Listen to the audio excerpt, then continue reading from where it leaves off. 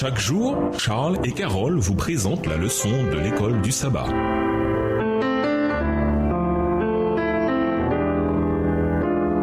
Bienvenue dans votre émission. Dieu nous parle. Nous parlons de jeudi, la grâce pour l'obéissance. La femme vêtue d'écarlate et de pourpre, assise sous la bête écarlate, a fait passer sa coupe de vin et le monde est ivre de fausses doctrines de Babylone. En parlant de vin de Babylone, Ellen White fait ce commentaire limpide. Quel est ce vin? Ces fausses doctrines. Elle a donné au monde un faux sabbat au lieu du sabbat du 4e commandement et a répété le mensonge que Satan raconta le premier à Ève en Éden. L'immortalité naturelle de l'âme. Extrait dans la Review and Herald, 6 décembre 1892. Ces enseignements erronés ont trompé des millions de gens. Par conséquent, Dieu lance un dernier appel à son peuple, encore environné par l'erreur. Lisons Apocalypse 18, les versets 4 et 5. Quel appel Dieu lance-t-il aux foules qui se trouvent encore dans les organisations religieuses déchues? Apocalypse 18, versets 4 et 5. Et j'entendis du ciel une autre voix qui disait: Sortez du milieu d'elle, mon peuple, afin que vous ne participiez point à ses péchés et que vous n'ayez de part à ses fléaux, car ses péchés se sont accumulés jusqu'au ciel et Dieu s'est souvenu de ses iniquités.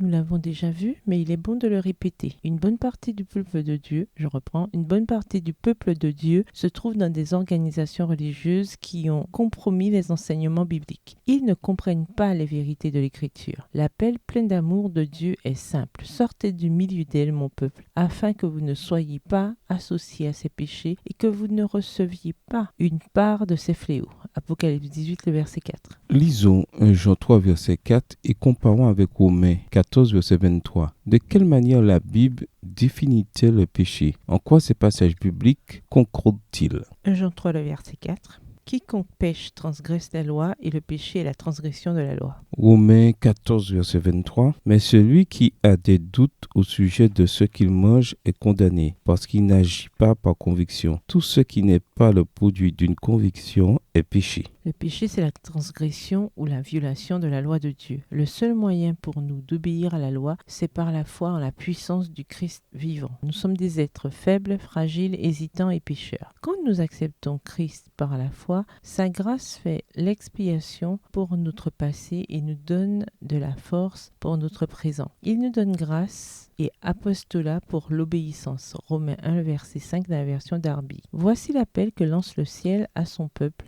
dans les églises qui ne respectent pas et n'obéissent pas à la loi de Dieu. Sortez par la foi. Son appel aux adventistes dans les assemblées qui gardent le sabbat, c'est d'abandonner toute tentative d'obéissance centrée sur soi et de mener des vies pieuses par la foi en la grâce de Christ, qui nous délivre de la condamnation et de la domination du péché. Et de la même manière que la fidélité d'Israël à la loi, Deutéronome 4, verset 6, devait être témoignage puissant pour le monde, notre fidélité peut également être un témoin puissant et contribuer à conduire les gens hors de Babylone.